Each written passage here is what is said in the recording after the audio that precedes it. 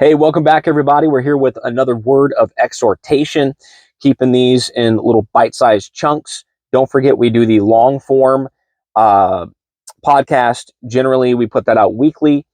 Sometimes we miss a week here and there, but we do try to put that out weekly.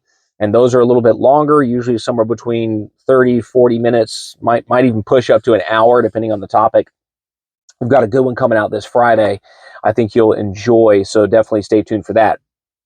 But if you find value, if you like what's going on, share, comment, subscribe, all that fun stuff. But hit us up if you have questions. I find it interesting that people often have opinions about things when they're challenged, when they're pushed, when there's a question about what they believe. They don't want to interact. They don't want to ask a question. They don't want to listen to another view and go, wait a minute, I need to look at this. To me, often we're dealing with eternal things. We're dealing with very weighty things. And so maybe we should spend a little bit more time actually being serious about them. Too many Christians treat their walk with God more like fire insurance, just kind of check the box. It's nice to take the kids to church on Sunday. It makes for, better moral people or whatever. But they're not actually like, hey, wait a minute. There's a real heaven and a real hell. I'm going to spend eternity somewhere. Maybe I should do a little due diligence and make sure what I believe is correct. That's why we do what we do.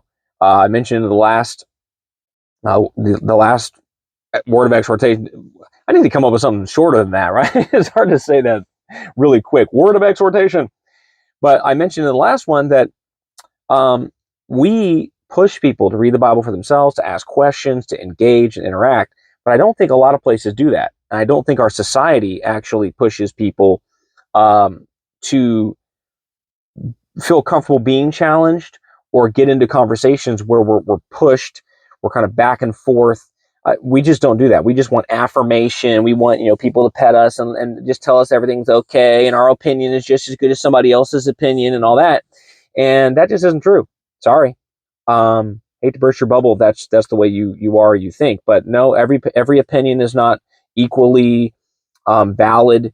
Everybody can have an opinion, but not every opinion is equally valid on most things. A scientific question, a social question, a political question, and certainly eternal questions that have to do with the scriptures. Now, when interacting with people, a lot of times I hear the following phrase, or you might hear it, or I see it a lot of times in like podcasts and things. Well, that's your interpretation. That's your interpretation. I think that just needs to be removed from our vocabulary. We need to go for the Bible interpretation. What does the Bible actually mean and actually say? Now, some of this comes from those devotionals and things that they really irk me sometimes. You read a passage, you take a few scriptures, whatever. It's like, well, now, what does this mean to you? Who cares what it means to you? Who cares what it means to me? Who cares? We're in a group singing Kumbaya with 8 people. Who cares what it means to all these people? Let's find out what it means to God. What is God saying? Now, if you want to ask the question, how does the Word of God here apply to you? What changes should you make to align with the Word of God? That's fine. How can this apply to you? How can you take this sovereign Word of God and go about your life? But what does it mean to you? What does this speak to you? That the Word of God is not meant to be a piece of poetry that we just twist and turn and move and put it in the blender and get out what we want. And that's the problem, is too many people think of it that way. When we come to a disagreement or we come to something where it's like, hey, you see it this way, this person sees it this way, we should examine the Word of God and find out, how does the Bible mean this? There's a question here. There's legitimate questions. There's legitimate ways to look at this particular couple of verses. Let's expand our search and do some work here to understand what the Bible interpretation is, because that's the only one that matters, God's interpretation.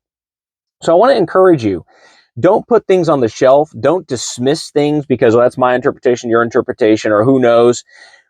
Instead, when you find something that's confusing, or you find a conflict, or you find a question, search for the Bible interpretation. Read the scriptures, study that, so you will know the mind of God. Love you. God bless you. and we'll catch you on the next one of these.